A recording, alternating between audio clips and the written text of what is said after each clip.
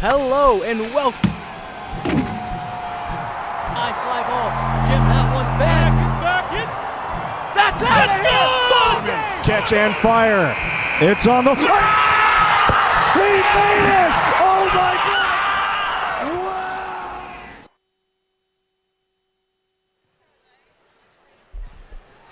Hello and welcome inside Platt Arena. I'm Ryan Lockhart, joined by my good friend and colleague Abdul Kamara, back here for another ball game. We have the Indiana Wesleyan Wildcats here once again inside Platt Arena. They're number 21, Huntington University. They're receiving votes. Both teams an identical 19-7 overall record. Huntington 8-6 in conference. Indiana Wesleyan holds the edge at 10-4 and is one spot above the Forcers. Abdul, welcome. What do you think of this ball game we have on hand tonight? Honestly, Ryan, I got to say, man, I'm glad to be here. I'm glad to be back, and I think it's going to be a tight ball game tonight, man. I'm expecting a really good game from both teams. Of course, a fast start here for Huntington Forcers and a tough game from Indiana Wesleyan. So we'll see what happens here. You mentioned Indiana Wesleyan, number 21. Huntington drop into receiving votes, but Abdul, Huntington right now on a nice little streak. So far this season, a 4-game win streak right now. That comes on the heels of a 4-game losing streak. That 4-game losing streak was started by a loss to Indiana Wesleyan, but Huntington righted the ship in their last 4. On the other side, though, Indiana Wesleyan, they've won their last 2 straight. So we got winning streaks on both sides tonight, Abdul. Yeah, man, and that right there just shows competition, in my opinion, here, Ryan. You expect greatness from these teams just because of the reputation they carry, and of course how they carry themselves through each game. So we'll see what happens again. Abdul, mentioned how both these teams have identical overall records. The start of the season was a little bit the same for them too. Both teams starting out 3-0. Indiana Wesleyan, they went 7-3 in their first 10 games. On the other side, Huntington 9-1 in their first 10. Now the last 10 games, Indiana Wesleyan holds the edge there. They're 8-2 in the last 10. Huntington 6-4 in their last 10. Huntington's longest losing streak is 4 games this season. That 4-game streak that was started by Indiana Wesleyan. Abdul, we're going to look at our keys to the game here before we get going here. What are some of your thoughts here first for the Indiana Wesleyan Wildcats? So, of course, Ryan, in their last game, they're able to move the ball really well, get 8 assists and do their thing. And, of course, they got to get Dayton going. Their star player, she was able to score 24 points in their last outing, so we'll see what she can do this round. And, of course, again, get the rebounds, control the boards. When you control the boards, you get all the points. So it's not bad. Ryan, for Huntington, how do you see it? For Huntington, they need to look to stay in the gaps, look for more steals. Last game out, they had 6 steals in that ball game. They also need to get Fryman the ball. Abdul, in her last 2 ball games, she has 33 and 36 points respectively. Now, she does average 23 on the season, has set her new season high at 36 this year. Just keeps going up on it, though. Hey, that's a ladder. Outside of that, they also need to control the ball and move the ball as well. Get the offense going early. Last time out, it was a 16-9 first quarter that really hurt the Forcers in the end of that ball game. That's going to be it for our pregame show here inside Platt Arena. We're going to have our starting lineups and tip-off on the other side of this break. This is FDN Sports. I'm Ryan Lockhart with Abdul Kamara, and we'll be right back.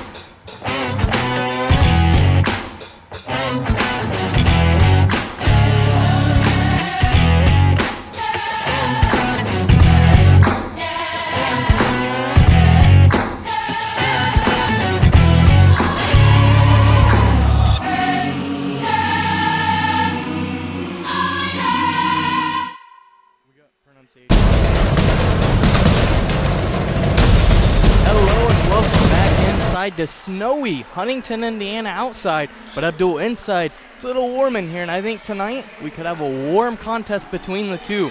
First, we're going to have the visiting Indiana Wesleyan University Wildcats lineup. Abdul, take us through it. And of course, we're going to have number 2, Dayton Groninger. Number 10, Madison Davis. Number 13, Jane Goodwin. Number 23, Carly Lang. And number 35, Anna Seacrest. And for your Forcers, coming in 19-7 on the season, 8-6 overall. Starting at forward, 5'10", senior number 5, Aaron Moore. 5'4", junior guard, number 10, Jade Clement. A 5'7", junior guard, number 20, Sam Hamel. A 6'1", junior center, number 55, Alex Bope. And rounding out your starting 5, a 5'9", senior forward, number 12, Sarah Fryman. Abdul, Coach Kohler comes in this ballgame, 613 career victories, and her 34th season. On the other side, on the other bench, I should say, Ethan Wiley in his 3rd season, he's 65-29 overall. And Abdul, the good thing in his terms, 3-2 against Huntington in his 5 matchups so far. Wow. I mean, that's something there, Ryan. I mean, you have that type of record coming to this game. Of course, you're, again, expecting something tight. You're expecting your girls to be able to put up what they've been putting up. So I'm looking forward to the game. Both these teams relatively score around the same. Huntington, 1735 overall points. Indiana Wesleyan, 1751. They also average about the same. Defensively, Huntington gives up 60 points. Indiana Wesleyan, 59. Wesleyan wins the tip here. But Abdul, this could be a tight game between the two of them. A defensive game. And first steal of the day, Sam Hamill. Who else, Abdul, would get it? I don't know. You tell me.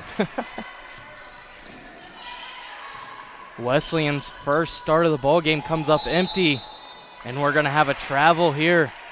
That was really evident there. I almost thought she got away with it. It was a little bit of a late whistle, Abdul. It was. It seemed like the official wanted, or it seemed like Aaron Moore, wanted to throw that pass, but the defense from the Wildcats stepping in right in time. Yeah. And again, like we were saying, you know, keys of the game, getting the gaps here for Huntington. That's what they're doing. You see that in the defense.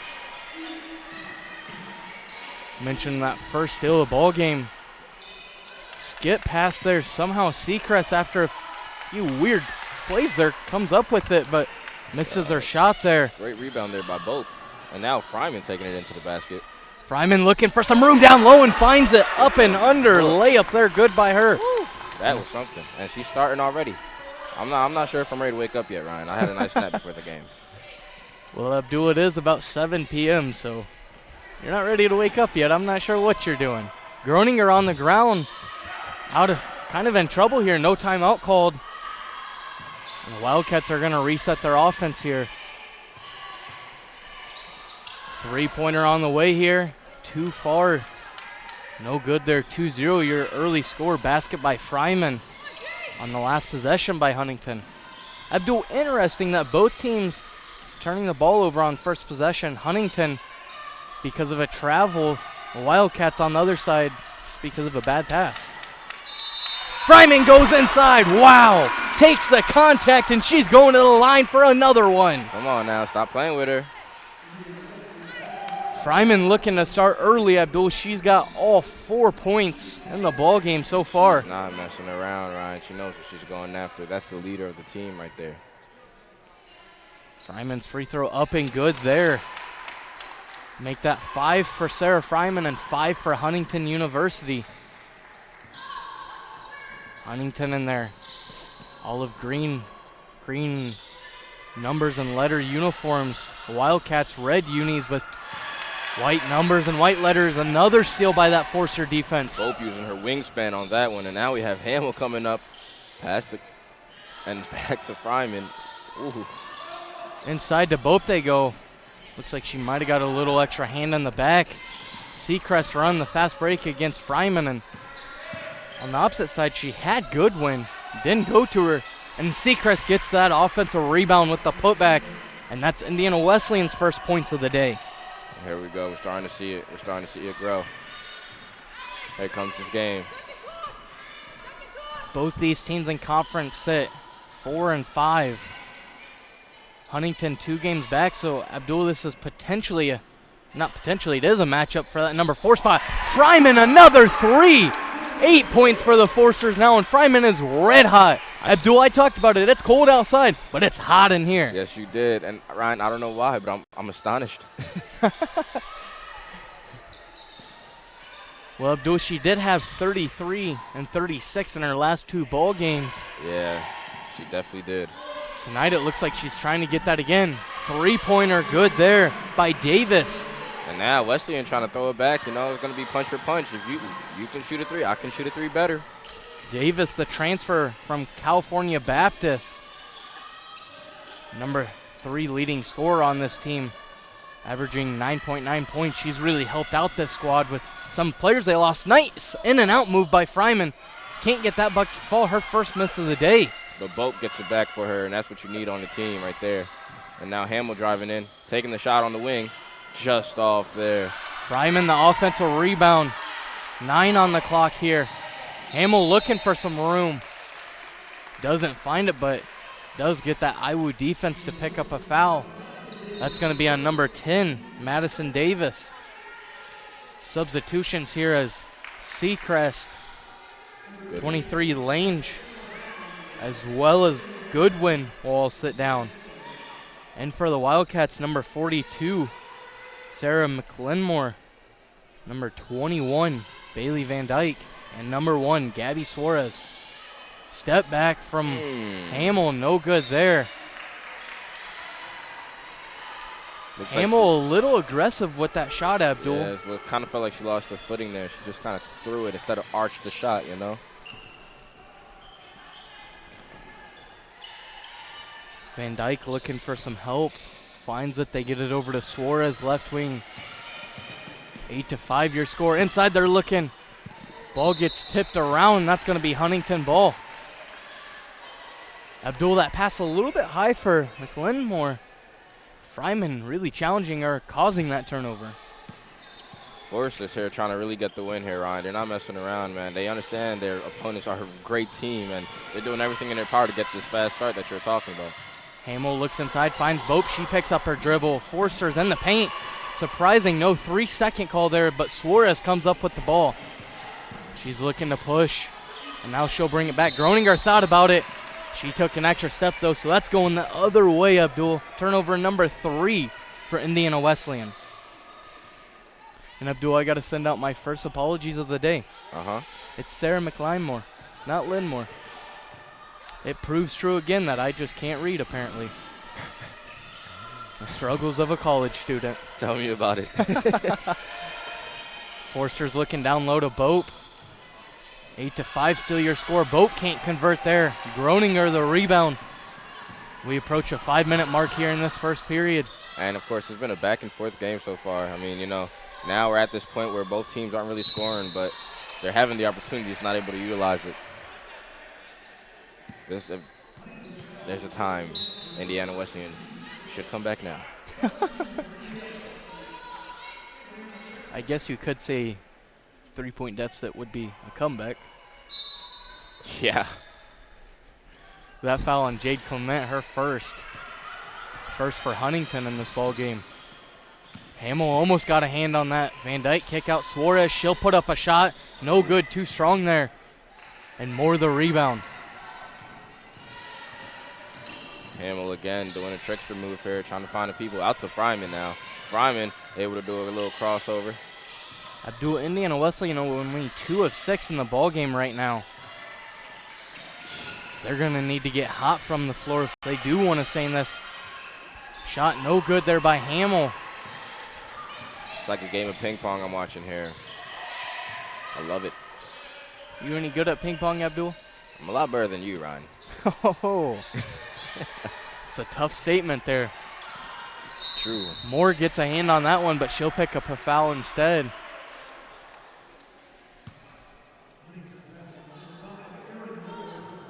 Moore was guarding number 33, Adriana Trexler, the freshman from Oak Hill.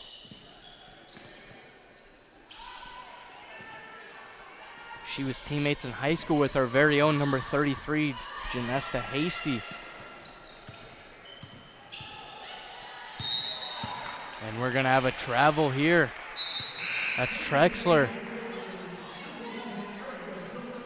Abdul, the turnovers here really starting to hurt the Wildcats, number 5 in the ball game for them. Yes, sir. And honestly, it's crazy because you can kind of tell this game is getting a little bit personal for both teams with the amount of turnovers in there. Well, you know, it is the State Road 9 rivalry. Bopa, nice screen there, shot by Fryman, no good. Abdul, I think she wanted to put that up the first time and just kind of, it was either travel or throw up a shot there, it looked like. Great defense there by Iwu. Now Fryman's going to pick up a foul. Her first of the ball game. And Abdul, to go back to Huntington's offense, Alex Bope, I've seen her set 3 really tough and nice screens so far. She's been able to catch the defender clearly. And I think on 2 of them, the defender didn't see it. It's like running into a brick wall. Van Dyke looking for help, finds it in Suarez. Suarez, good job of using the pick, dumps down low. Nice look by her. McLymore goes into Fryman, and she gets a basket. When life gives you lemons. Don't say it. Don't do this. Don't do this. Give him Lyman back.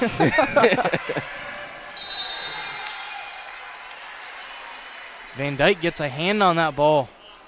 Diving for it. She's going to pick up a foul. Her and Fryman colliding. Bope's going to take a seat for your Forsters. Her first minutes of the day, we're going to see number 3, Elena Rongos. And on the other side for the Wildcats, well, they have 6 players on the floor, Abdul. Well, McLymore's going to sit out now.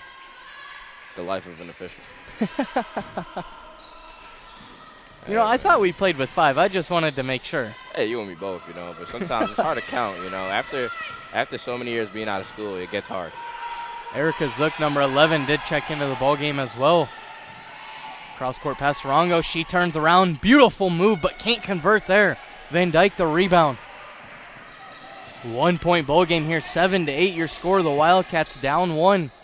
2:30 remaining here. Suarez gets a nice pass. Beautiful. Can't convert the first time. The turnaround off the glass. No good. Lange the rebound. And she'll kick it back out. Van Dyke thought about it once. Gives it. Groninger. 3-pointer. High off the iron. No good. Woo. And a combination of Rongos and Hamill come up with that rebound. That was a lot of work there from both teams on that one. I got to say, a lot of back and forth defensive rebounds and defense. And Deja Drake also in the ballgame, number 1 for Huntington. Zook, a 3-pointer, too long. 2 minutes left in this first quarter here. And Abdul, we talked about it. It's going to be a tightly contested game. We imagine throughout here, both teams defensively give up within 1 point of each other. Groninger goes around Zook, and she loses the ball. That's going to be another turnover, Abdul, number 6 of the ball game. And Suarez and Van Dyke sit down as Seacrest and number 13, Goodwin, come back in. Man, it's almost been the first quarter, and we still haven't broken 10 points yet. I'm liking this. This is a challenge. This is going to push the game a lot harder when it's crunch time. Fryman looking for Zook, finds her back. Fryman short corner, step back. Too long there. Fryman shot no good. Now Goodwin brings it up. Again, you see Iwu now slowing the ball game down, you know, trying to look for the right passes. Hamill got her hand on that. She got the steal. She's off and running. Defense trails, and the layup no good by Hamill. Fryman goes down as she was trying to get to that ball. And Abdul, sloppy basketball here the last few minutes, really, from both teams. Yeah, I didn't say it. You did. Huntington starting out hot early. Letting the Wildcats come back in, though. They need a big defensive possession. Yes, they do. Wildcats right now shooting 27%, a whopping 3 of 11. Huntington, they're 3 of 14 of the ball game. Seacrest inside, gets Zook up, and gets one off the glass. Their first lead of the day for the Wildcats. And we have a clock issue here. I hate the clock issues.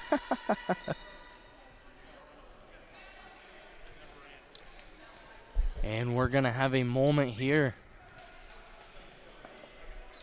They're going to go ahead and take a look at the replay monitor. Try to find out when the clock was.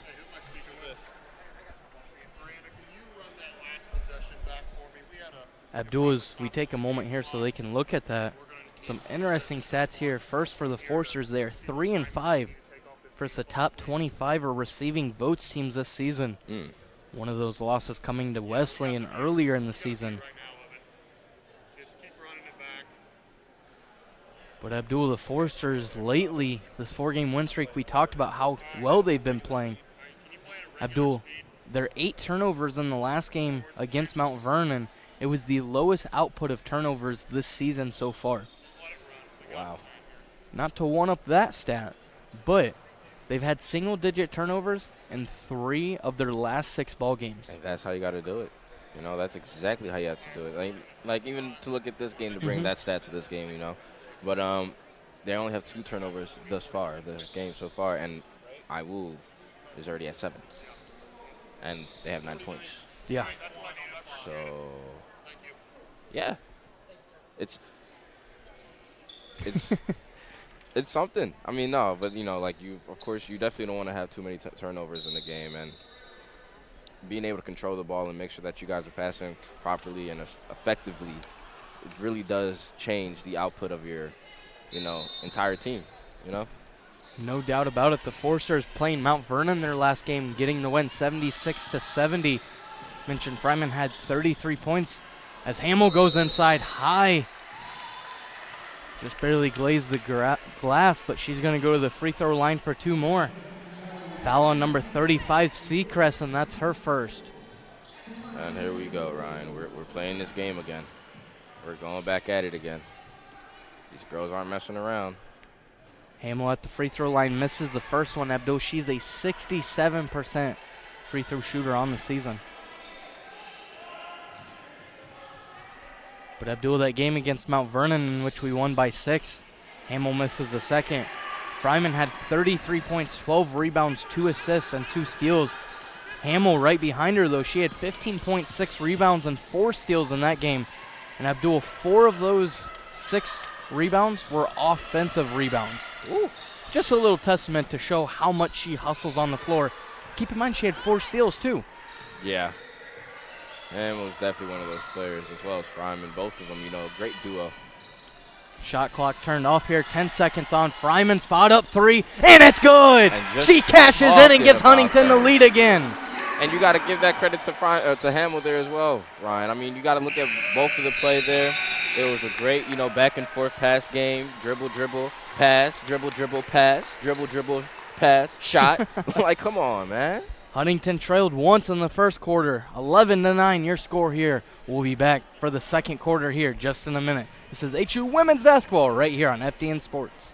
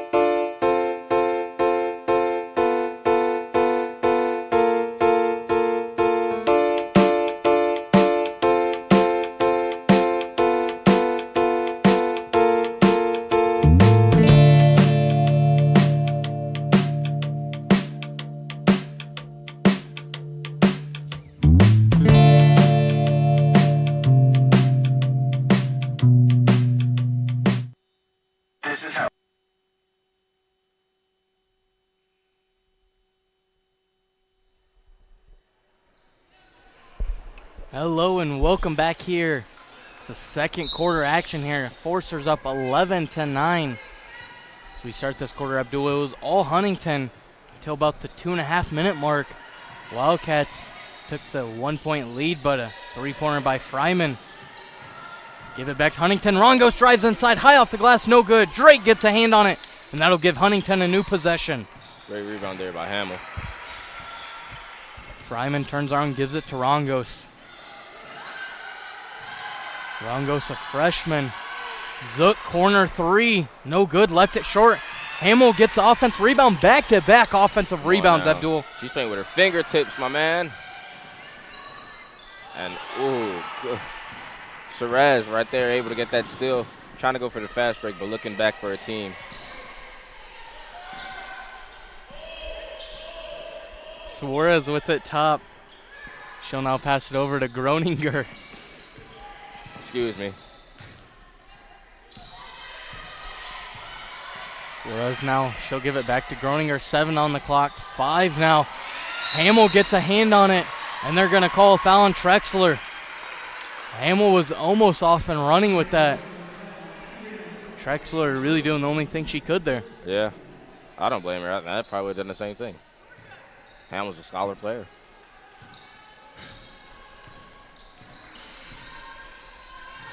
Drake now with the ball. Of course, you see pass to Fryman. Now to Zook.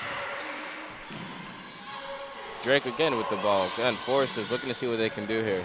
Trying to, and Drake now with the shot. Ooh. However, Suarez able to get that rebound there for her team. IU now bringing the ball up the court. Groninger a spin there. Gives it out, Suarez. And Abdul, the Forster defense doing a good job inside the perimeter. Seems like every time the Wildcats try to drive, Huntington either stealing the ball or just cutting off the lane there. Exactly, and that's what you have to do with a team like this. They're not predictable. You know, they can do it everything. They can get comfortable at the line. They can drive into the paint. You have to play strong fundamental defense with this team, and vice versa, in my opinion. Now Zook now with the ball out to Fryman. Fryman taking it into the drive with the layup and just unable to make it there. She will get the foul though. Trexler trying to plead her case that it wasn't a foul. Hamill's going to take a seat for her first minutes today. We're going to see number 22, Sarah Doy. Doy, the sophomore from Granger, Indiana. Prospect, if you ask me, man. She's doing great player, another player that's going to come up in this league, future of this program, honestly. Fryman's first one good. Back in the ball game on the other side for the Wildcats, Davis and Ann Seacrest. And there we go again. Last game, Forrester's had 100 free throw percentage. I mean, Ryan, like if they get that going this game, it's going to be something else. So.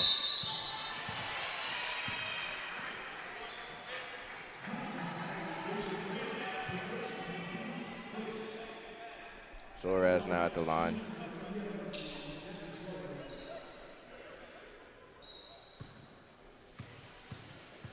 Suarez so far on the season, a 55% free throw shooter. But Abdul, that's only her 10th attempt on the season. That does bump her up 60% now. She hits both of them there. That looked like Kobe or Swift. Doy now bringing the ball up. Doy on the season averaging 5.2 points, gets it to Fryman. And Davis commits a foul there as Fryman was trying to go around her. 7:28 on the clock. We have a tie ball game at 13 apiece here. And Goodwin's going to check back in. Number 13 for the Wildcats as Davis takes a seat with her second foul. Davis does have 3 points in this ball game. Rongo short corner shot. That's good. Ooh, she put that one in there. Abdul, I'm going to be honest. I love her offensive game. Just the way she's able to move with the ball, move without the ball, which to me is almost, more important than how you can move with the ball. Exactly. But I think just with her instincts and the potential she has, I really like what Elena Rongos is going to be able to do for the future of this program. Seacrest able to get a bucket on her there, though, and we stay tied here at 15. And this tight game prediction wasn't a lie, man. No one's chasing anybody, but they're fighting neck and neck. I'm usually pretty decent with my predictions, Abdul. Okay, but I predicted it. Okay. Drake in trouble, finds Rongos, 10 on the clock. Seacrest cuts that lane off. They get it out, Zook. She's going in the lane, open lane, and she gets it off the glass. Zook able to get past those two defenders there, and that was just light defense on Iwu, but her doing a great job of just getting into paint and getting through and getting that layup. Abdul, she split that double team like a banana. Suarez to Groninger. Groninger's been awfully quiet with no points. Seacrest kicks back out, swing to Suarez, and that's no good there. Rongos the rebound. Beautiful rebound there, but Suarez almost making that shot. I thought it was going to fall from here, man. Great stroke, but just unable to hit it. Fryman with what the a spin. Oh, I got to give it there. Abdul, I think Van Dyke got a hand on that as she was trying to pass it. That's why it didn't have all the steam we normally see on Fryman's passes. That's a good reason. That's a good reason. I'd believe it. Inside they look, Groninger. She's in a double team kick out Van Dyke. Fryman, good defensive position. Almost blocked by Rongos. Woo. Fryman getting drug around down low, and somehow she picks up the foul. I don't know, Abdul. I don't know. That's going to be her second foul, though. Rongos, Zook, and Drake all sit down. Aaron Moore, Bope, and Clement back in the ballgame. On the other side for the Wildcats, number 1 Suarez sits down as 23. Lange back in the ballgame. Lane J. Sr. from Union, Kentucky. She'll take the 3 here, coming right off the bench, and she'll splash it. That gives the Wildcats a 1-point lead in this ballgame. Okay, Lang. Wildcats now 2 of 6 from deep. Fryman, nice look here. That's good. And there she's able to get that one to go. Can I get French fries with that order? And I might take a McDouble as well. They're going to say it was a 2 there. Fryman now 15 points, Abdul. 15 of the 19 points for the Foresters. That's just outstanding. Great performance by her. Seacrest into the double team. Can't get it to go. Gets it stripped by Fryman. And that's a steal for her. Fryman is a cook tonight. They always said never trust a skinny. Ooh.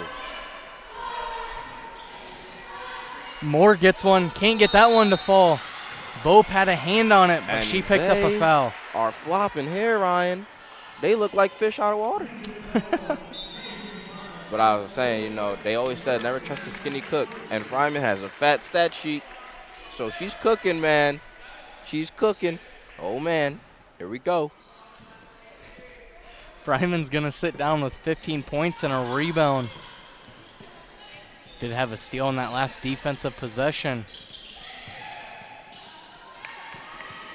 I was going to say, you can't forget about the steal, man. Like, gosh, she's doing everything right now. Groninger was trying to go around Doy. Alex Bope all over Limemore's back. That's going to be a foul on her. And Limemore able to do. I got to say, she did a great job just staying up, taking that foul, not flopping too much there, protecting herself and the players around her. Now Doy's going to take a seat. As Sam Hamill comes in for her. And in her first minutes of the day, we're going to see Maddie Robrook come in. Number 55, Alex Bope. Bope takes a seat with 2 rebounds. You're scoring 19-18 under the 4-minute mark here in this first half. Limemore working down low. They don't give it to her, though. Goodwin now taking it back out here. Now Goodwin looks in the corner for Van Dyke. 7 on the clock. Forster defense staying stingy. Groninger doesn't see the clock. There's 1 on. She's not going to get a shot if she doesn't. Abdul, she wasn't conscious of the clock, and that's another turnover. Abdul, number 11 of this ball game, and we're not even to halftime. Hey.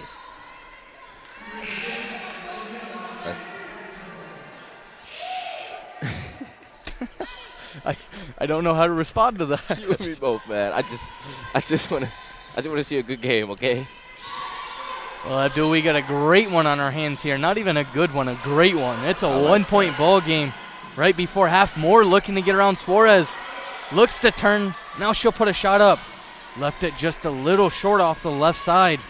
Goodwin now taking it up here, looking for her team. Suarez with it, top of the key.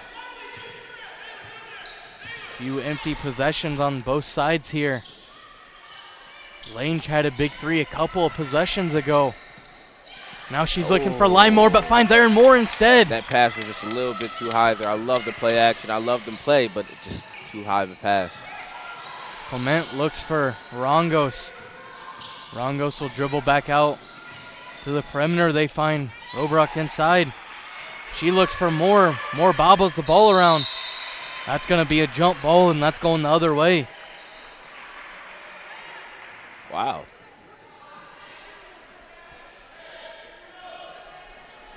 Abdul, both these teams right now, you see anytime the ball's been on the floor, they're both diving for it, hustling for the ball. That's how you know both these teams are contending teams that care, and they both have that toughness and grit mentality. Yeah, you're not lying there. Suarez with it outside. She gives it to Lange. Now Goodwin gets open. Good pick by Limemore. Hamill gets a hand on that, but Van Dyke gets it. 5 on the clock. She puts one up. No good. Limemore the rebound. Rongos right there. Lange an offensive rebound. Limemore one more time. And she's going to get fouled. Abdul, the offensive rebounds are destroying the Forsters right now. Man, they had their spinach. That made me think of Popeye for some reason. You know, when he eats the spinach and then his arms just get big, you know, that was like a... You know, Abdul, you could say Lange and Limemore were each one side of the arms. Exactly. It was a pass to one, a pass to another. It's crazy. I love the effort, though. I got to give it to him. It almost seemed like we were playing volleyball the way the back and forth was going there.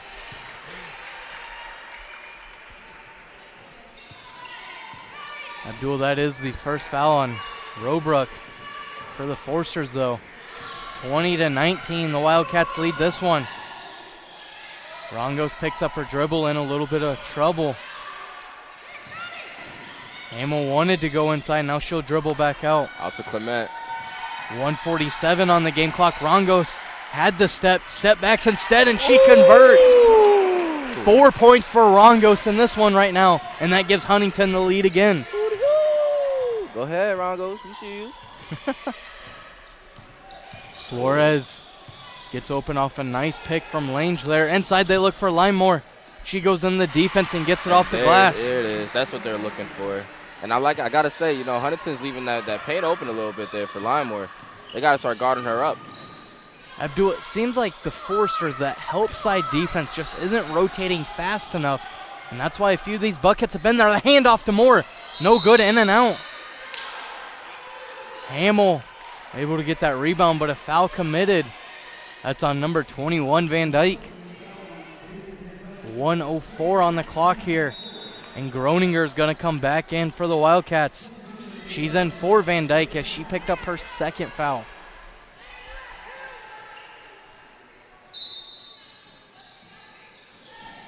Clement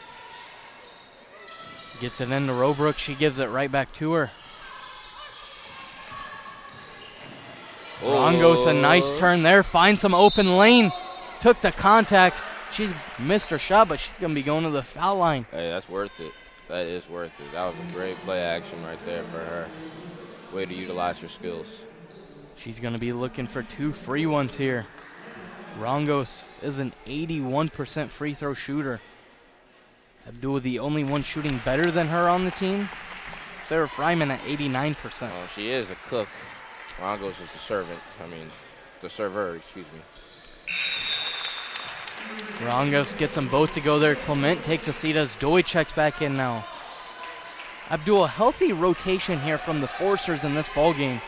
We've seen quite a bit of the bench come off. We do have three bench players in right now for the Forsters. And Ryan, it's always great to see that you're able to go into your bench. And here we have, Groninger just not able to really get that, shot off there. But she was able to get to the line and grab that foul. So let's see what she can make up for that. And like we were saying, Ryan, it's always good that you're able to go into your bench and utilize what you have instead of using the greats, the best, the top players right away and tiring them out. And then crunch time, you had to go into your bench, and they're not prepared. Groninger connects on both of them there. Abdul, that first free throw attempt, her number 100th of the season. Robrook gets the ball here at the elbow. Gives it off to Moore. Rongos with it outside. She'll make a crossover, short corner. She's in trouble and nobody's helping her. Ooh. Hamill got a hand on that ball. Hamill, if she was probably a little bit longer, I'd say she would have got that one. Suarez now with the ball.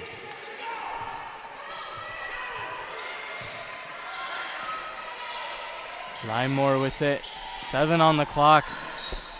Wildcats put up shot. Suarez, no good there. Groninger gets it. She tries to turn. Puts it up as the clock expires. No good. Man, look at the score. Abdul, no foul called there, but that's going to be how this first half ends. 24-23 your score here. Indiana Wesleyan leads at halftime. Quick scoring leaders here. Fryman, scoring leader of the whole ball game with 15 points. Seacrest has 6 for the Wildcats. Seacrest also rebounding leader with 5. Hamill's got 4. And assist leaders at Suarez with 2 and 1 for Aaron Moore. And that's going to be our first half here. We'll be back with some second half action. This is FDN Sports.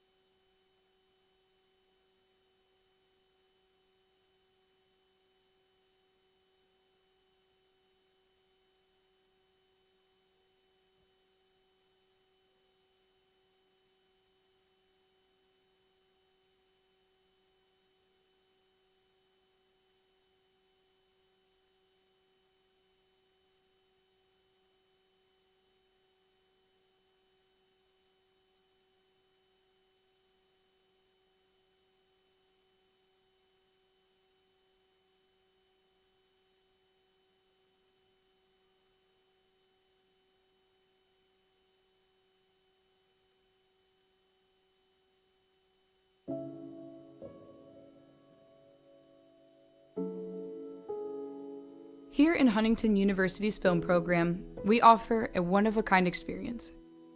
You'll have access to state-of-the-art equipment and the opportunity to gain practical experience on set. But what really sets us apart from other universities?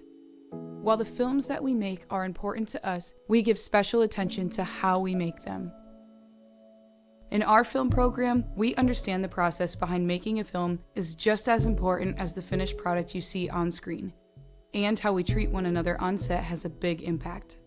Which is why our program is part of the Kinema Commonwealth, a group of filmmakers dedicated to creating an environment of mutual respect that values individual artists over the bottom line. Our goal is to create excellent works of cinematic art and storytelling that both entertain and turn those involved into better people.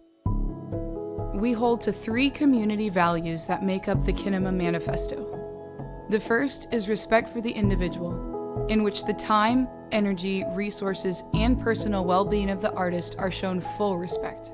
Artists are not just used for their talents, but embraced as collaborators.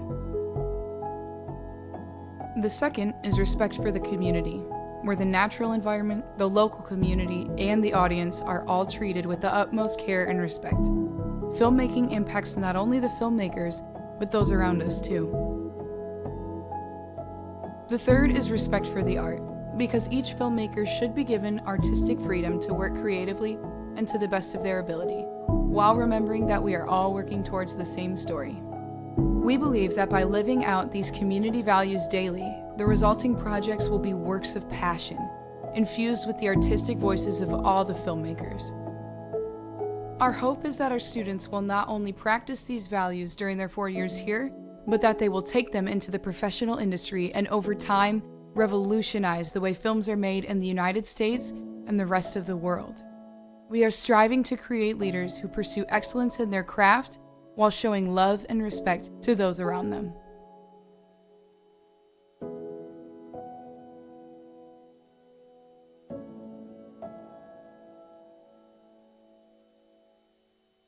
So Powder Puff football is 2 teams divided up by floors, and then they all have flags, so it's just a flag football game. And so we have the 2 end zones, and it's just like a regular game. We usually play 2 20-minute halves, and it's just a good time for everybody to get some football in since we don't have a football team here as a sport. Let's go, Flash! Oh, snap!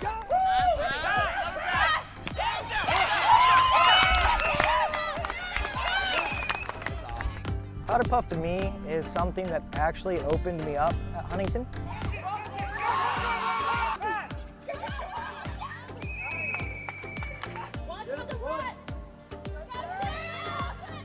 And for me, just as a freshman, obviously, like I get to know all the different girls on my floor, and we all grow closer together.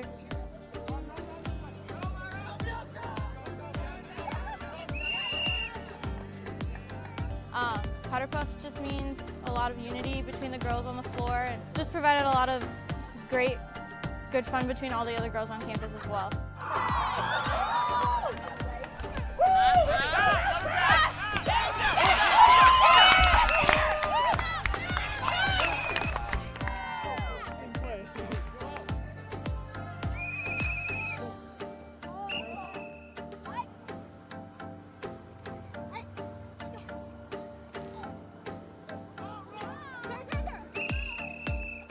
Powder Puff means to me, it just signifies some of the best times that you're gonna have during homecoming weekend.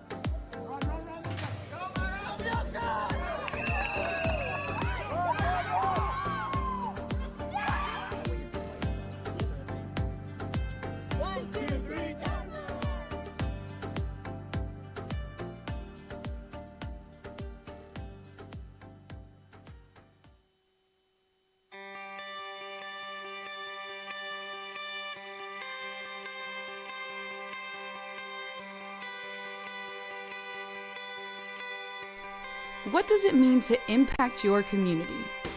As a broadcast media major at Huntington University, you'll explore that question and uncover the heart of storytelling.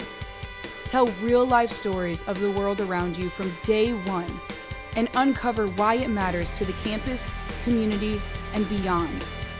It could be in our live TV studio through our award-winning newscast, broadcasting home athletic events, or running HU's very own radio station. You'll have the opportunity to use industry standard equipment from 4K cameras to instant replay to better prepare you for a future career. In addition to foundational courses, you'll have the chance to specialize in church media, corporate media, news, or marketing and sales. Or spend your last summer interning in one of America's largest cities, Phoenix, Arizona. In this one-of-a-kind opportunity, you'll have a home base at Huntington University's Arizona Center for Digital Media as you launch into professional opportunities catered toward your area of interest and enjoy the sunshine in the process. Your professional network begins as soon as you become a forester. Broadcast media majors at HU have a long-standing history of success in the job market. You'll be connected with alumni who have gone before you, not to mention all of your professors have industry experience. You've been given a gift. Why not use it to impact your world for Christ? Huntington University Broadcast Media. Real life stories, real world experiences. Impact your community.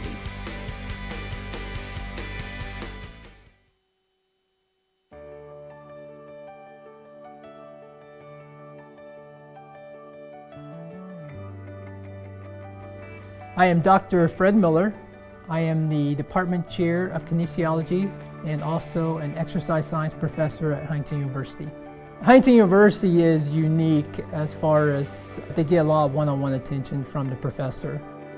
You know, helping them learn the information or helping them minister a test, whereas some universities you don't get that one-on-one from the professors. One of our themes focuses is on being a Christian and trying to be a good role model for others.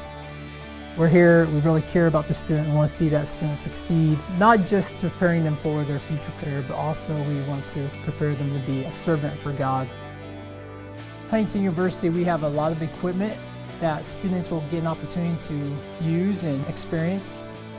Some of the equipment we have include a bod pod, which is very famous. We also have other interesting equipment that students will get to use. That equipment include a VO2 Max, a metabolic cart system. There's also a lot of equipment including other health measures. Students will get plenty of opportunity to learn how to use all this equipment, and they will get administering it to other students. Oftentimes students who get an undergraduate degree in exercise science will go on to physical therapy school, or even they will go on to physician assistant school. And then also another common career path for students is to become a strength conditioning specialist and mainly work with athletes.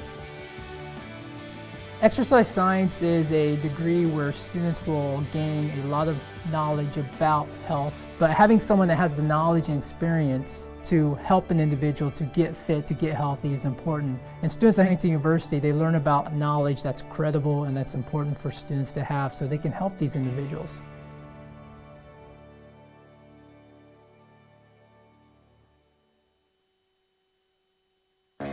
Everything has a beginning, a moment where a dream becomes an idea, and an idea a creation.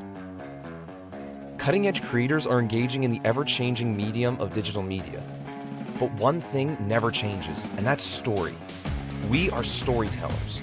Whether it's on set, in the lab, or in the field, we are always looking to understand the heart of society and explore the depths of human nature. The goal is to make captivating, moving narratives that the world will want to view and cherish. But the journey to that goal is vital.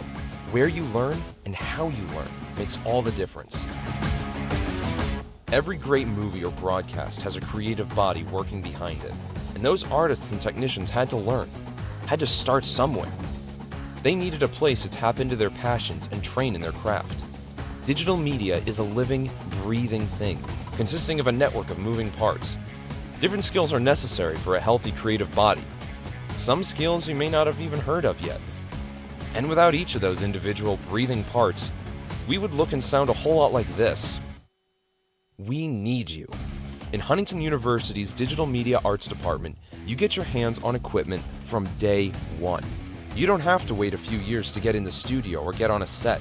In your first year, in your first semester, you'll work in supporting roles on underclassmen projects and even get to develop your own stories. So, you want to operate the Red? We can do that. Want to learn how to use a Cintiq? We got you covered. How about anchoring a live TV studio? Yeah, we got one of those too. You may not have a clear plan in mind, or may not know what your interests are yet, but your years at Huntington are time for self-discovery and to embrace your passions. One thing's for sure, the professors are always a source of encouragement and ongoing advice, who more than anything want to see you succeed and grow in those passions. You may be missing home, but rest assured, you always have a family to turn to in this department. Hello and welcome back inside Platt Arena. I'm Ryan Lockhart, once again joined by Abdul Kamar. And Abdul, we talked about it at the start. Apparently you said it, I thought I said it, but I think we both had a common saying. This is going to be a great close ball game throughout. Yeah, Ryan. Yeah, you're not lying. You're definitely not wrong. It's been a great close ball game throughout thus far. Why don't you take us through some stats, Abdul? Well, of course, we see here total points. So the highest leading scorer for Indiana Wesleyan, of course, is Sechrist, and she's doing everything she can here to just keep the team going and pushing with 6 total points on her stat. And they have also 6 assists for the team. And like we were saying in the keys for the keys of the game, control the ball, you know, be able to control the ball movement, especially here for Huntington. They said they have 4 assists. And now looking at the steal columns, Huntington was able to get a lot of steals in that first half, as you know, Ryan. And Huntington now has 7 steals as Indiana Wesleyan has 4 steals. And that makes a huge, you know, that's a deficit right there if you ask me. But the good thing that Indiana Wesleyan has going for them are the rebounds. They're going with 23 rebounds total compared to 11 rebounds here for Huntington. And Abdul, it's been the offensive rebounds that have really been the hurt for Huntington so far. 10 offensive rebounds for Indiana Wesleyan. They do have 13 defensive rebounds, but the Forsters, they have 11 total rebounds compared to that 10 offensive from the Wildcats. Yeah. But Abdul, if you look at some rankings, Indiana Wesleyan's ranked number 1 in defensive rebounds at an average of 29 a game. Huntington on the opposite side, they are number 3 in that ranking. So it's been interesting to see how rebounds have really played into this one, but to go through some more stats here, talked about it, Fryman leading scorer with 15, Hamels got 4 rebounds. And Abdul, both these teams, we talked about turnovers a little bit. Huntington, only 2 turnovers in that first half compared to the 8 from Indiana Wesleyan. Yeah, and that's obviously a problem there. You can't really have that statistic. Oh, I'm sorry, Ryan, excuse me. It's actually 12 rebounds. I had an old stat sheet from it's fine. a little bit earlier. You know, that's what happens here at FDN Sports. 12 rebounds for Indiana Wesleyan and 6 rebounds for Huntington. And you were saying earlier in the turnovers. We're having a great night tonight, Abdul. Hey, this is a great ball game on our hands here. 24-23, your score here inside Platt Arena. Huntington had the 2-point lead after 1, but a 15-12 second quarter gave Indiana Wesleyan the lead. Abdul, we talked about how close this is. What do one of these offenses need to do to really start to hit their stride and take over this game? Well, I personally think I can tell you what both offenses need to do to really take their stride and start hitting the game. For Huntington, they have to make sure that they're taking the right shots and they're effective. You know, I mean, they're doing a great job of getting inside the paint and doing their thing and shooting the shots at the 3, but they had to make sure that it's an effective shot. They just can't be putting it up. And Indiana Wesleyan, they had to make sure that when they're passing the ball, it's effective. They had way too many turnovers here for it not to be a detriment to their scoring. So, of course, it just play with determination and be very, how would you say, honestly, both teams just had to go out there and really throw it all out, you know, so see what it is and be really determined about what they're going to do and intentional. That's the word I was looking for. Very intentional. So, boom. We're about to get back to action here. Once again, your score 24-23. Hamel looks inside for Fryman. She misses that one. And Bope able to save it. What a save by Alex Bope there. Tell me about her. Now they'll go right back to her. Thought about the handoff. 3-pointer from Fryman. No good off the front of the iron. Moore saves it now. Abdul, what about these saves from the Forsters? Man, I'm telling you, and this is what I mean by being intentional and determined. You know, you throw it out, you throw it all out there, you're gonna do some things that you're like, oh, I didn't see that coming. And Bope now with the steal. Abdul, she looked like a wide receiver in football right there, snagging that one out of the air. OBJ. Clement gives it off. Fryman a nice spin to get open. Moore the 3. That's on a line, and that's on the bottom of the net there. 26-24. Your Forsters reclaim the lead. They're attacking.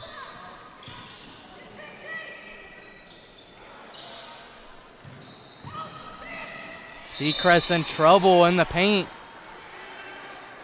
And they're going to call a foul on Clement.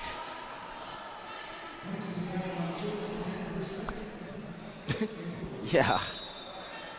You don't say. Oh. And Fryman gets that steal. She's off and running. A 2-on-1 fast break. Fryman pivots around, finds Jade now. A high pass for her. She's able to corral. Moore now with the ball. Fryman again with the ball here. Pass to Hamel. Hamel, they do a little bit of cross with the shot. Just off. And this is what I mean by Huntington needs to be really intentional with their shots. You know, they got to make sure that they have a great look. Great tip there by Hamel, but unable to really get the steal. Groninger was trying to turn, ran right into a brick wall, and Alex Bope there. Clement with the rebound here. Of course, you see Forsters bringing it back up again. Out to Moore. Moore with the layup, and woo! Moore takes the contact there, and she gets the bucket. Come on now, 28-24. Come on, y'all. Come on, y'all. Groninger looking for something inside. Gives it to Goodwin, who gives it to Lange. Huntington stretches to a 4-point lead. A 3 would help there for the Wildcats, but it doesn't happen. And they're going to call Fryman for another foul here. Abdul, that's big as that's number 3 on her. Groninger spot up 3, and she makes them pay. That's how you do it. That's how you do it. That's the intentionality you need to shoot with. Groninger has 48 of them now on the season. This Wildcat offense able to set their 3-point record the last 2 years. First at 248, then 249, excuse me.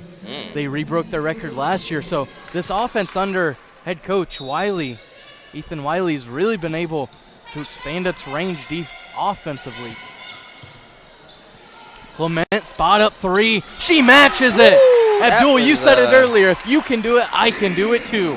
Come on now. Goodwin now with the ball, driving up here.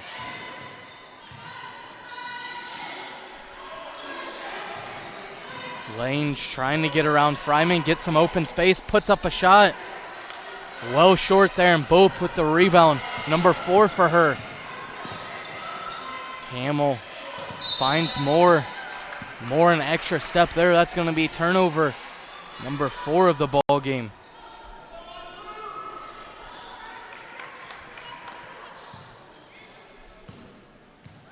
Turnover number 7, excuse me, for Huntington. They had 4 in the first half.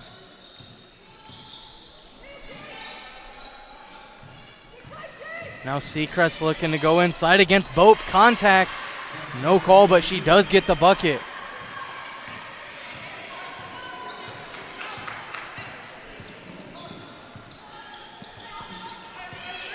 Now over to Clement they go. Back to her, they give it. More thought about it. And a huge pick there by Bope. And Abdul, I didn't see her feet. But Lange that took a definitely looks like a solid pick there that caught Lange off guard. I mean, wow. That was pretty tough, man. I'm not going to lie.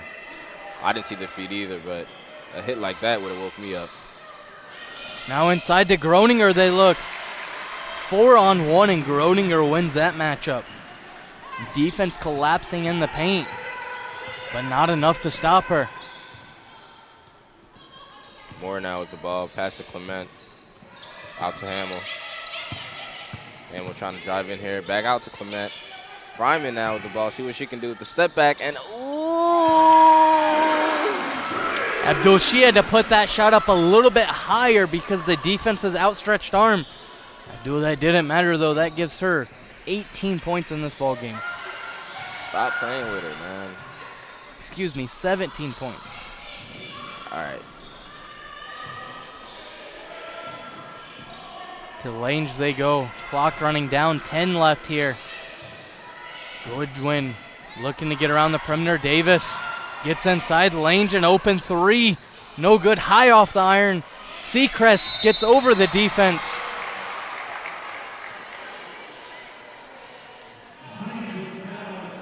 That's going to be a foul here on Bope. That's her 3rd.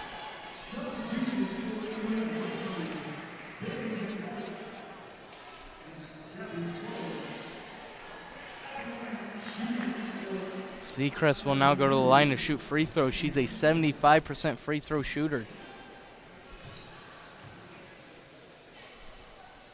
First one up and good. Seacrest in high school played for Tippecanoe Valley. Abdul, my high school in the same county as her, so we played them yearly in basketball. And women's basketball, they made a phenomenal run in 2016. I believe they were state runner-ups, but really just dominated opponents all season, and it was very much due to Ann Seacrest and her ability. Wow. Meredith Boniette, who's also on this Indiana Wesleyan Wildcats team, was on that team as well. But Abdul, Seacrest, her sophomore year of high school, committed to go play at Youngstown State University. Things didn't work out there, and now she landed in IWU's lap but Seacrest just a phenomenal basketball player. You think she's related to Ryan Seacrest? You know, I'm gonna say probably not. Okay. But it would be pretty cool if she was. It would be funny if she called her cousin after this and was like, hey, Mom, guess what? Like, oh, my God, I won the game. Or, excuse me, but we played a game. Seacrest going to take a seat here as Van Dyke in for her. Bope also takes a seat. Rongos in for her. Davis now takes a seat. Langen for her. Davis did pick up her third foul. Woo! We're playing soccer today. Lange immediately apologizing. Max Troyer, one of the assistant coaches, I think he might have just got a fresh haircut right there, Abdul. Yeah, I need one, but yeah, I agree. Hamill gets some open room, high off the glass, no good. Hamill and Lange fighting for it. And Ham was able to recover that one. Clement now with the ball here. Oh, this is a great, intense game. Here we go. Fryman now is driving in with the turnaround shot, unable to make it there. Iwu taking the ball back up the court here now. 34-33 your score in favor of the Wildcats. 4 minutes on the clock.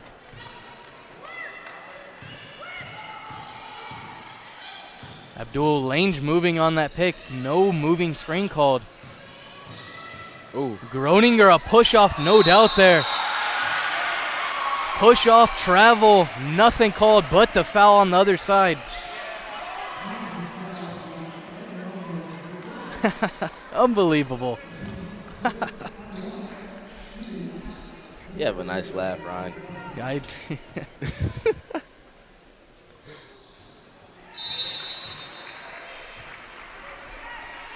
Trexler is going to be coming back in this ball game for Groninger.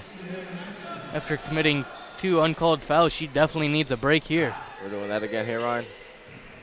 It's hard. It's the hard life of an official. All in a day's work. To miss 2 fouls. Clement now with the ball. Hamill now driving in here. Moore with it.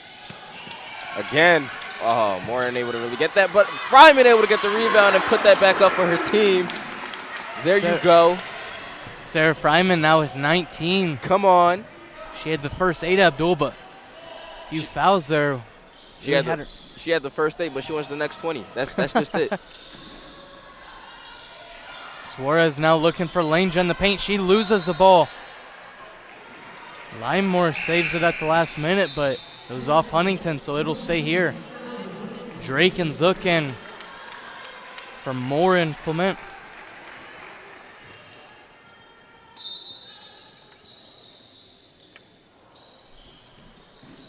Into Van Dyke, they get it. She's looking to turn the corner. Rongo's cut that off from the start. 5 on the clock here. Suarez gonna have to put up a shot here. Good defense by Zook, but better offense by Suarez. There you go. That shot was. Hamill now bringing the ball up here. 35-40 your score here. Fryman turns a corner. A lot of contact, but no call. Suarez now off and running. I just love her grit. She's able to get back up with everything she faces. I love it. Suarez now again with the ball here. Dribbling in, out to, ooh.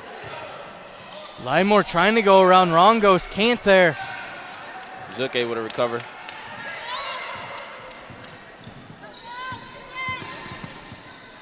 Hamill gives it off to Drake, left side. She gets around Trexler. Gives it back to Fryman. Back over to the wing, top of the key to Rongos. And Hamill bringing down a hammer. Come on, man. Crowd wanting a travel here, Abdul. She did do a few hops there. Definitely did. But she kept her pivot foot down. There you go. 37-40 your score, 1:42 remaining in this third quarter.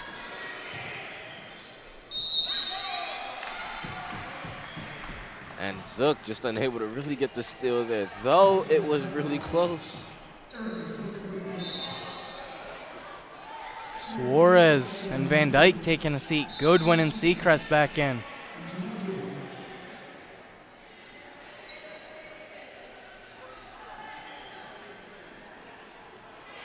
And Abdul, these Wildcats trying to play with 6 once again. Man, counting must be hard. I know accounting is. Never had to take it. Neither have I. Suarez at the free throw line now. 55% free throw shooter. She's able to convert there. Suarez 3 of 3 in the ball game. Man, she's looking real swift out here with these shots, man.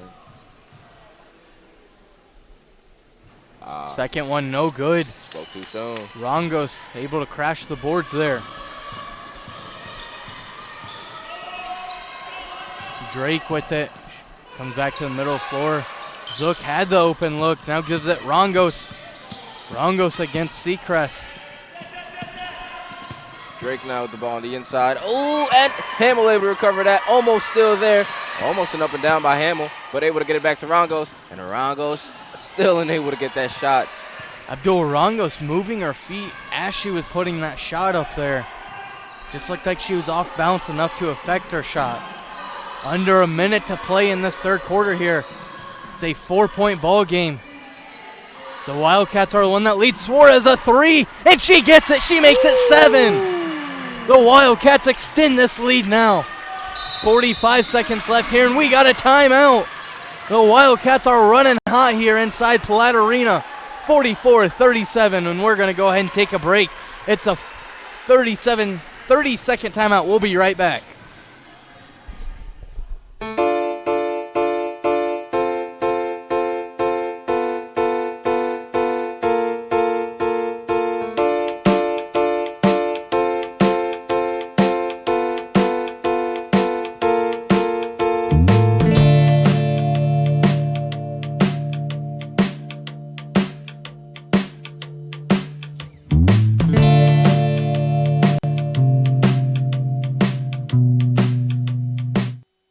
This is how we like to do it.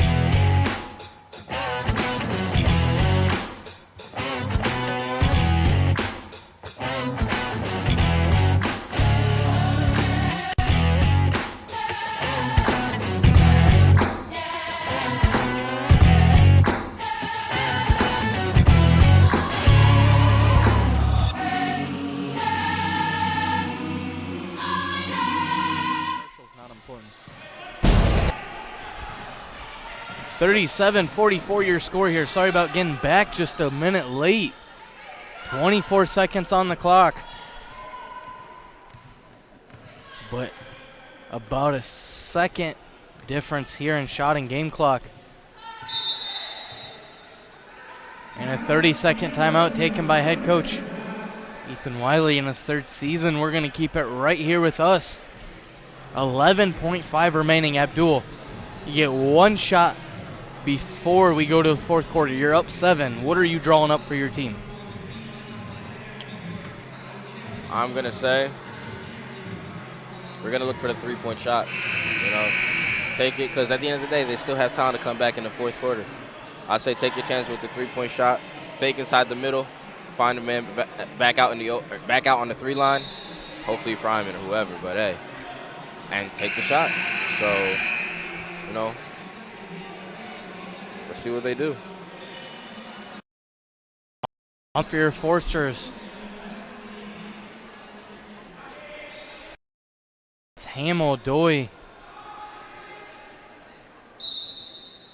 Fry, Rongos, and more. They get it in to Seacrest. Fryman almost had a hand on it. Good screen set. Trexler puts a shot up. No good there. Hamill the rebound. 4 on the clock here. She's got an opportunity. Gets it to Fryman. 1 on. She pulls the trigger. Ooh. Ooh. Ooh. Abdul off the front of the iron. That was close.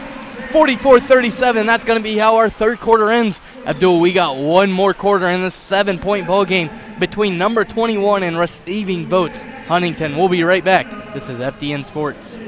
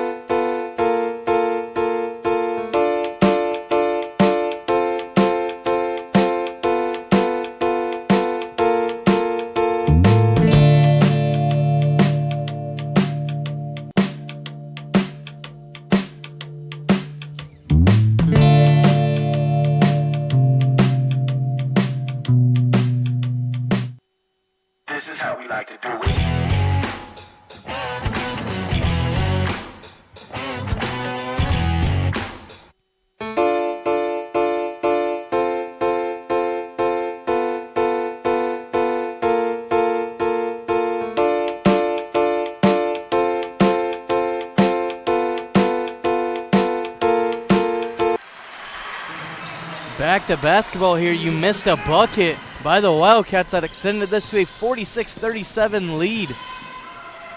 As we start this fourth quarter, Abdul, this is a big game for the Forsters as they're down 2 games from the Wildcats. Fryman gets one to fall there.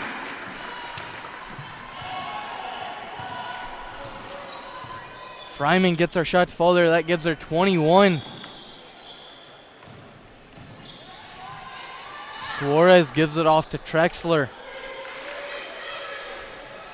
Now over Davis they go. They find Suarez at the elbow.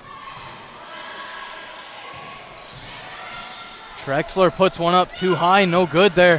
Hamill off and running. Runs out of room, but gives it to Fryman. Wow! Woo! Great assist. Great finish. It's all good, Abdul. Come on now. That's what you got to do there. That's crunch time, baby. What a play by both those players there, Fryman and Hamill. Abdul, they complement each other so well. It's a dynamic duo. Groninger with it right side. Fakes more out, able to get some room, gets a step, no good there. Hamill the rebound. Scoring update, Grace is up 54-49. On Spring Arbor, Goshen down 34-68 to Taylor. Shot good there in the paint. And the Forsters are cutting back into this one. 3-point ball game, Abdul.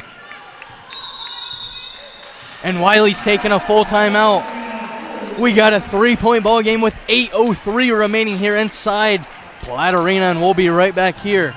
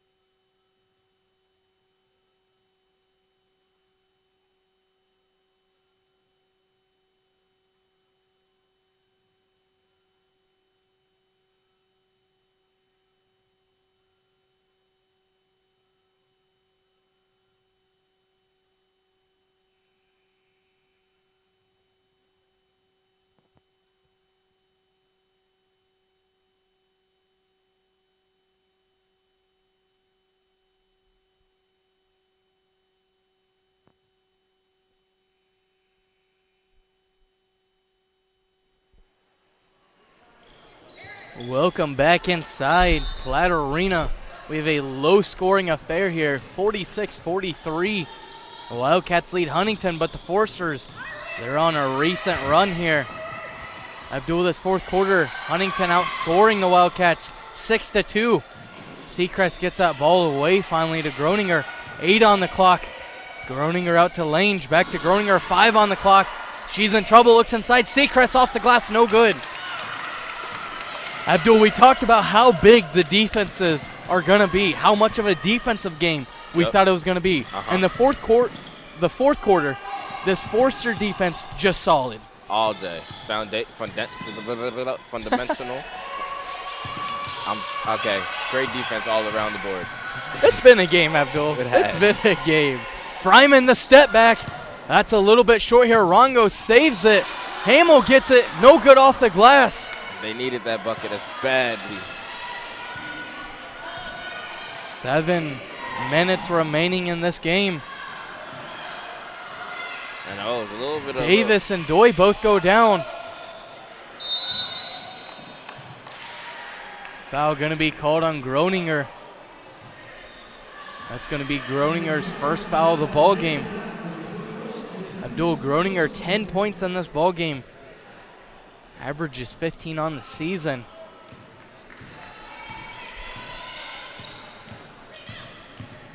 Three-point ball game here. Fryman looking for the spin. Good pick by Rongos. Now the Forsters trying to set up this offense. A nice spin around by Hamill, she can't convert though.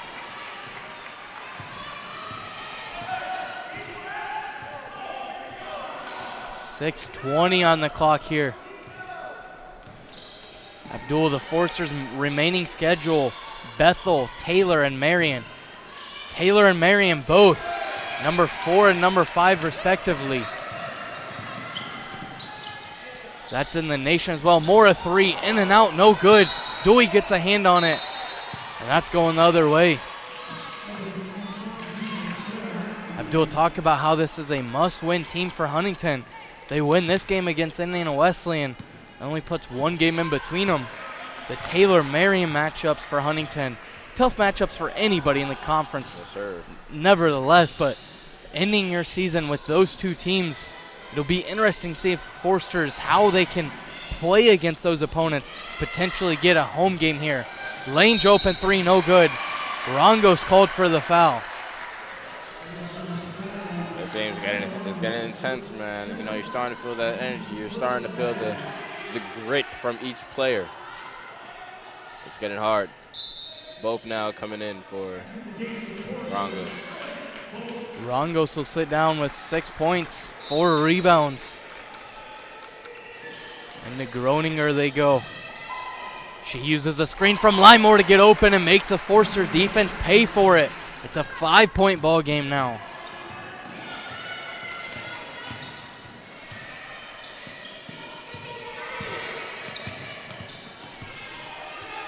Forster's moving the ball around here.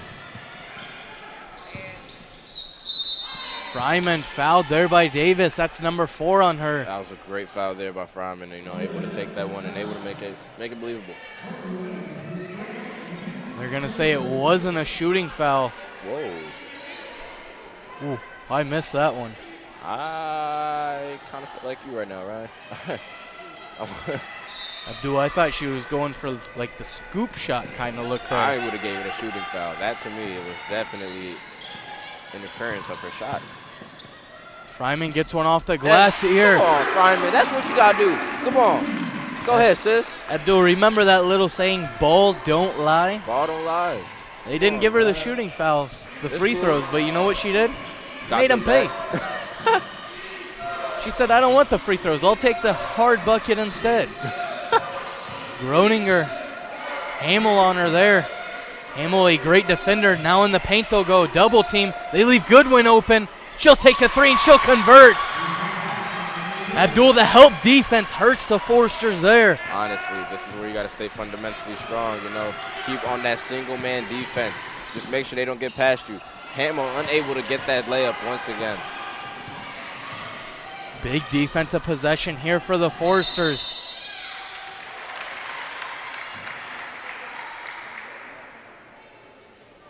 And they're going to call Boat for a push in the paint. Excuse me, Aaron Moore. Lange gets a ball in here. Abdul, defensively, what do you think the Forsters need to do to get a few stops here and create some more havoc? Just stay strong. They're not doing anything technically wrong. They're doing everything they can. Stay strong, you know. Be intentional. Be fun. Build the foundation. Stay man on man. Don't react to the, you know, help defense as fast as you want to. Just be wise about what you're going to do in the next step.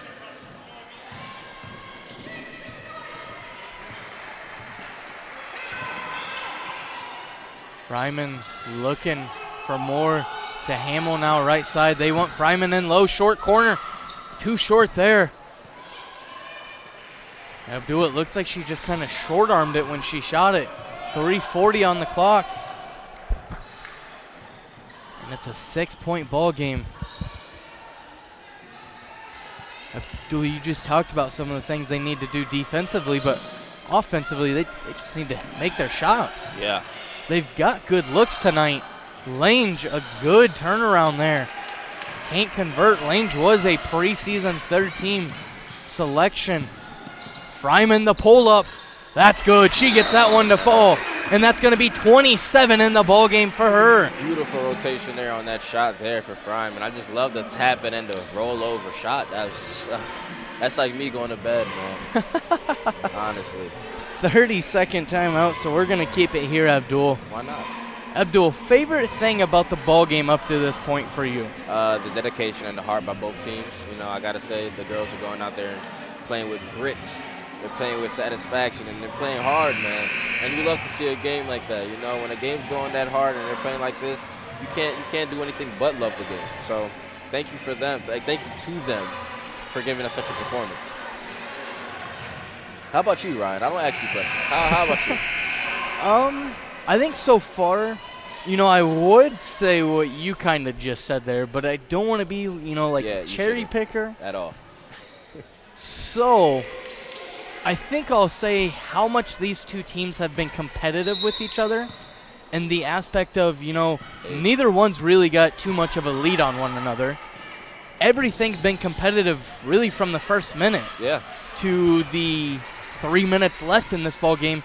It's a 4-point ball game, Abdul, but it feels tied right now the way these teams are playing. Lane to the dump inside to Limemore. She missed it. Gets her own offensive rebound. And Limemore not able to really get that ball back up there. Oh, they're going to get the foul to Boat. That's number 4 on Boat.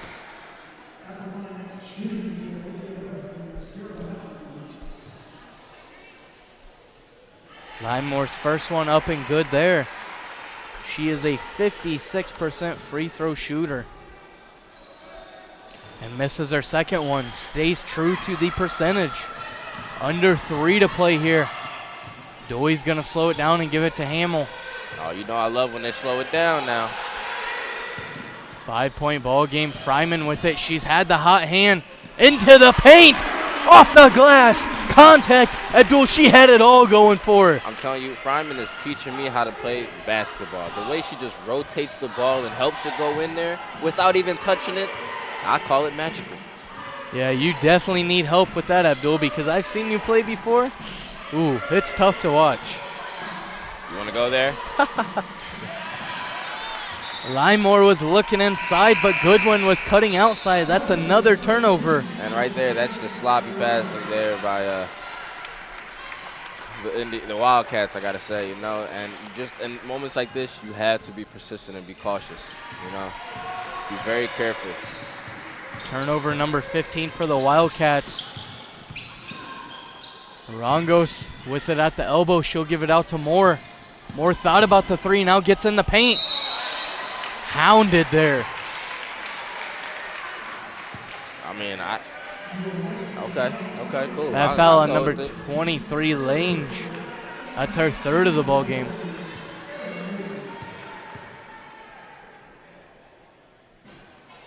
And these are those shots, man. If they're free, they're us. If they're free, they're yours. Erin Moore is a 71% free throw shooter on the season, 15 of 21, but goes 0 of 2. Right there, and Abdul under 2 minutes. The free throws are the ones you need. Huntington, that's the only 2 they've missed in this ball game. That ball batted by Fryman.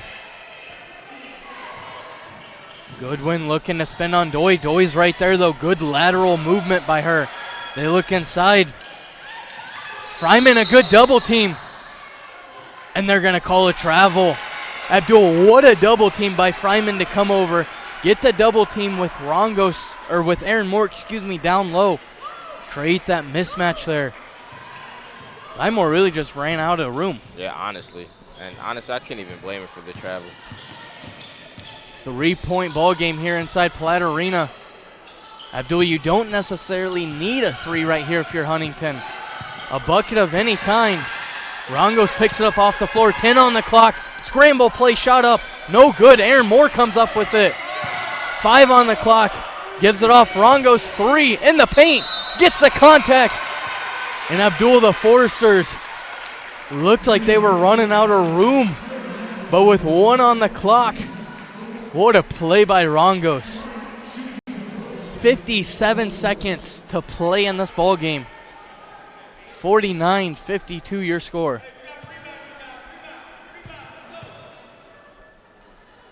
Rongos first one up and good.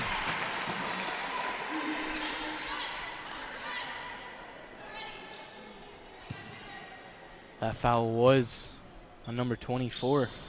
Second one, no good there. By Rongos. It's going to be a full timeout, but we're not going anywhere, folks. We're keeping it right here. Yes, sir. I have heard reports it's snowing pretty good outside, Abdul. What you mean pretty good? I don't like snow. Well, you might want to just spend the night in the Plex then, because it's coming down outside. 52-50 your score here, 56 seconds remaining. Abdul, a tight ball game here. What do you expect to see from this Indiana Wesleyan offense off this possession? I expect to see them do what they've been doing. Continue to keep pushing, and don't be right now. You can't hold back. Be relentless. Bring everything you have. Be mean. Be gritty. You know, this is you're leading by 2 points, and there's 56 seconds on the clock. Ryan, this is no joke. You know, it's life or death, if you ask me. But you go hard, man. You know, we don't give up. We don't give up. Let's go, Wildcats. Let's get this done. If you're going to win it, you better win it with your chest. Abdul, we mentioned the Crossroads League standings. Right now, the way it looks, Indiana Wesleyan's number 4 at 10-4. Huntington and Grace both tied at 8-6 for that 5 and 6 spots respectively. And Abdul, the Forsters, we talk about how big it is to get home court advantage. Huntington this season, when they are home, they're 12-2. Abdul, on the road, they're 5-5. Wow. Keep in mind they did have their season come to an end last year when they lost to St. Francis on the road in a very tightly contested ball game. This is it for them. They had to keep fundamentally strong. Huntington, 2-point ball game right here. Rongos comes up with it. Great defense by the freshman. There we go. Slow it down, just like that. Yup. Hamill calls her off. Fryman, a great screen. Hamill looking to drive inside. What? Oh my, Abdul, she stepped on the inline. Oh. Wow. They did not win again. Hamill running out of room down low there. And Abdul, she just had nothing to do. 30-second timeout called by head coach Wiley. 2-point ball game. That's tough, Abdul. The Forsters. Hamill had an open look there momentarily, but looked to drive inside instead. By then, the defense had got around to help out. Honestly, Ryan, I know Indiana Wesleyan is going to hold this ball and run the clock out, and they're going to milk the clock. I'd do that if I were them. However, they still have time. Shot clock will be turned off as we're under 30 seconds to play here. Never mind. They're going to foul right away. And Abdul, I was interested to see if the Forsters were going to try to foul or if they were going to try to, just steal the ball. The Forsters do have 9 steals in this ball game. I thought they were going to steal the ball in this inbound possession here. And look out for Fryman, I got to say. I see it in their eyes. They get it into Groninger and they foul her.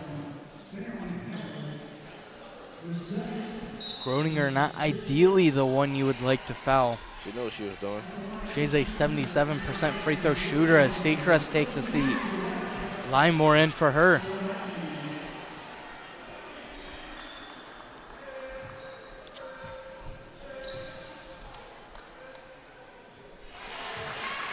Groninger's first one up and good there, makes it a 3-point ball game.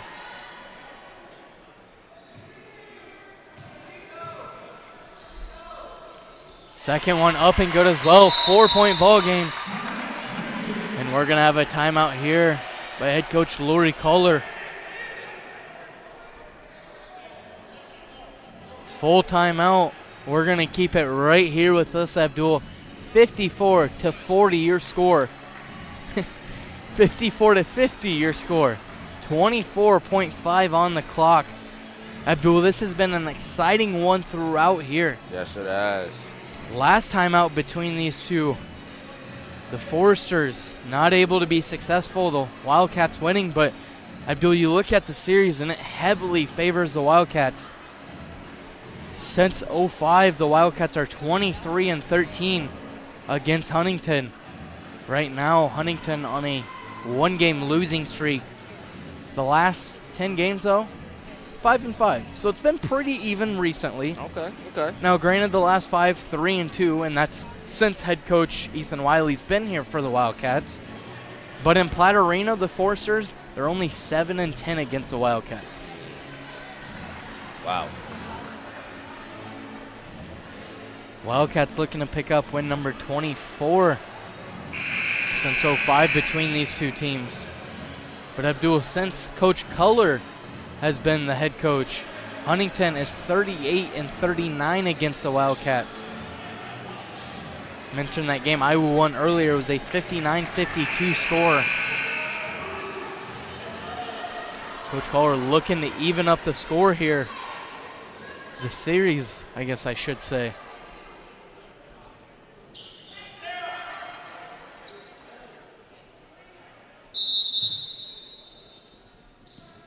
Doy gets it into Hamill. Aaron Moore thought about it, now gives it off. Doy and Fryman both collide. Ball's on the floor, both teams scrambling for it. Jump ball, arrow stays here with Huntington. But Abdul, there's only 13 seconds remaining.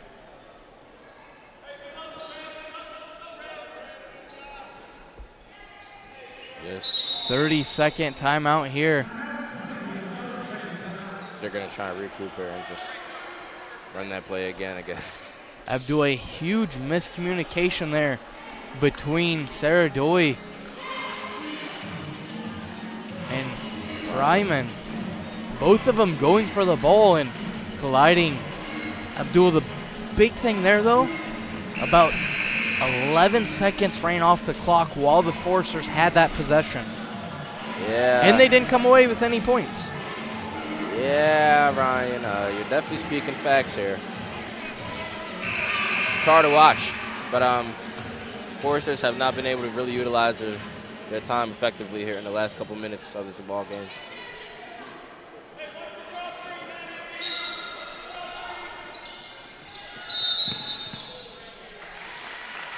They're going to have a foul down low on Davis.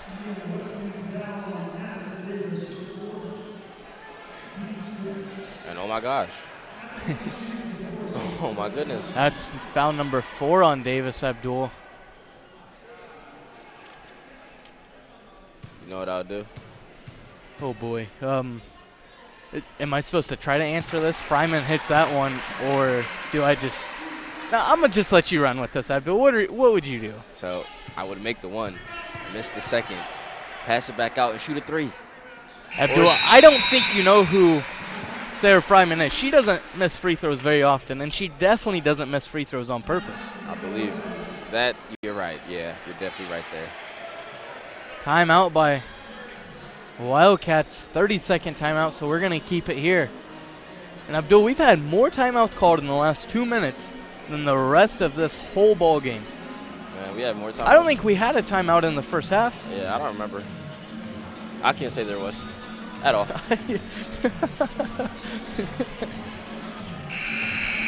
Huntington looking to win this one. Mentioned they are 3-5 against top 25 or receiving votes teams. Abdul, right now they're on a 9-game streak of double-digit offensive rebounds. Wow. Skip. 13.1 on the clock, 2-point ball game here. They get it into Groninger and they foul her right away. Clock will tick down to 11.8. And this is what you call milking. Milking. Abdul, I'm not sure what the IWU staff is not happy about, but all 3 coaches Definitely chirping to the official over on the sideline. Abdul, I would love to be in some of those conversations. Groninger makes her first one. Second one good too. And we're going to get another timeout, Abdul. So that was 1 timeout, 2 timeout, 3 timeout, 4 timeout. Full timeout. We're going to go ahead and take this one with them. 56-52, 11.8 remaining. We'll be right back.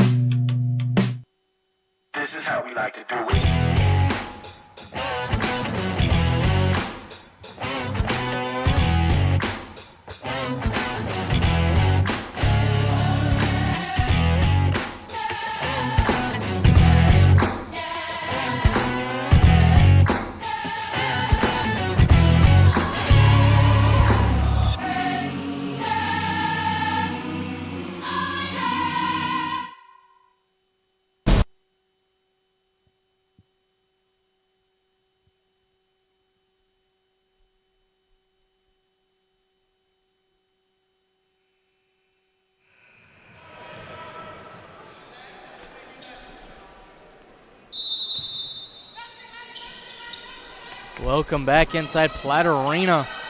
11.8 on the clock. A high pass from Doi. Rongos had to try to save it. Groninger misses their shot. 5 on the clock. 4 seconds remaining. Doi's going to have to put one up from the half-court line. Spike line. Ooh. The Wildcats survive here inside Platt Arena and keep their win streak against the Foresters. It goes up to 2 games now. 56-52 your score. We're going to take a quick break and we're going to be right back with an interview from Coach Lori Culler.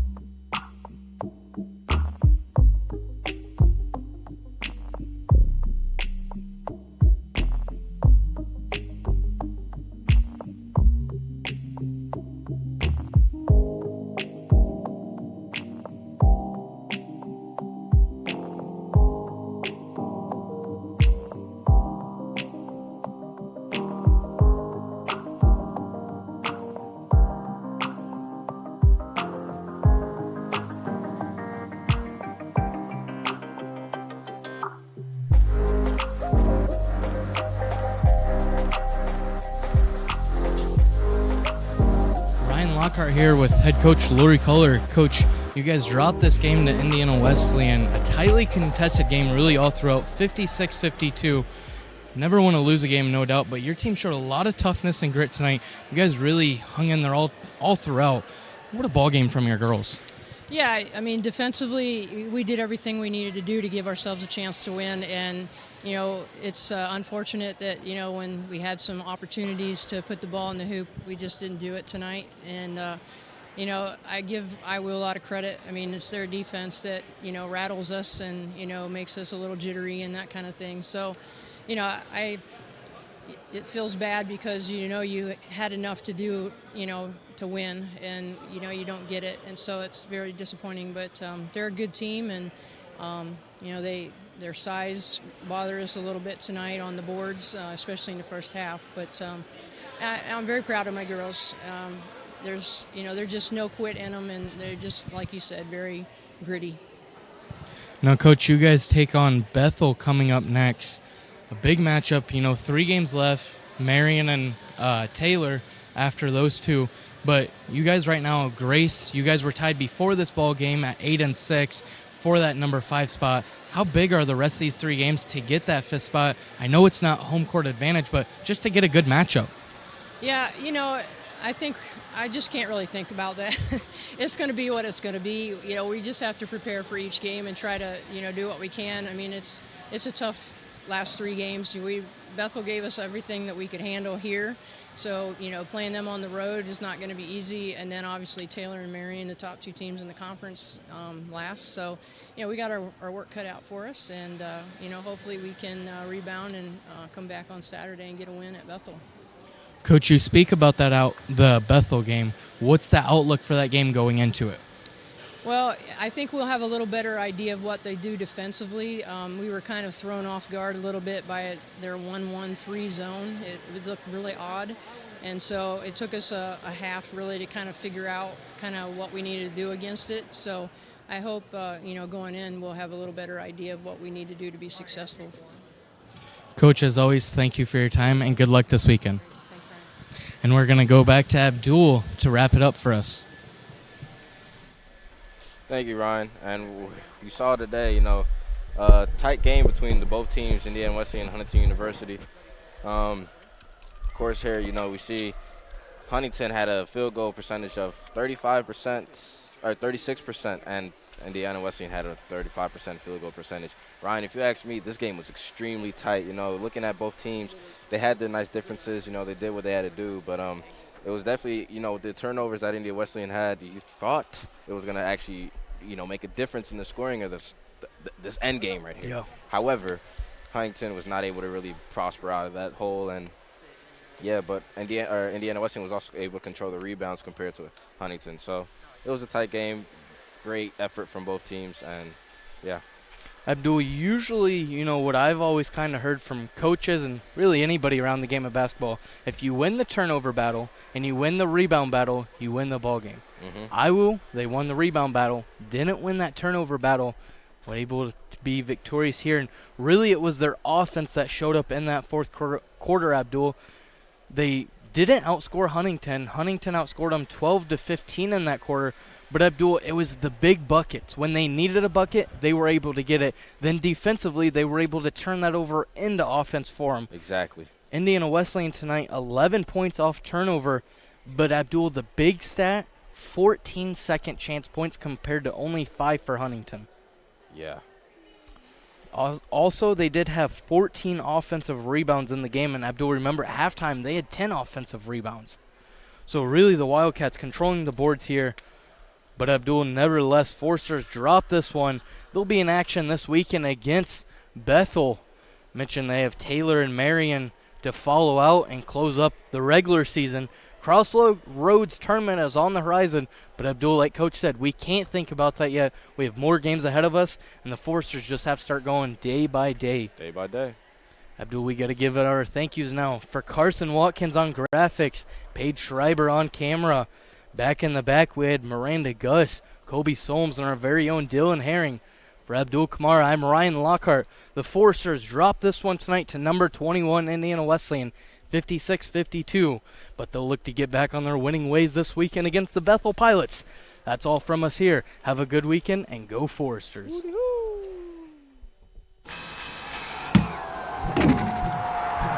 High fly ball. Jim, that one's back. It's back. That's out of here. Catch and fire. It's on the. He made it! Oh my God!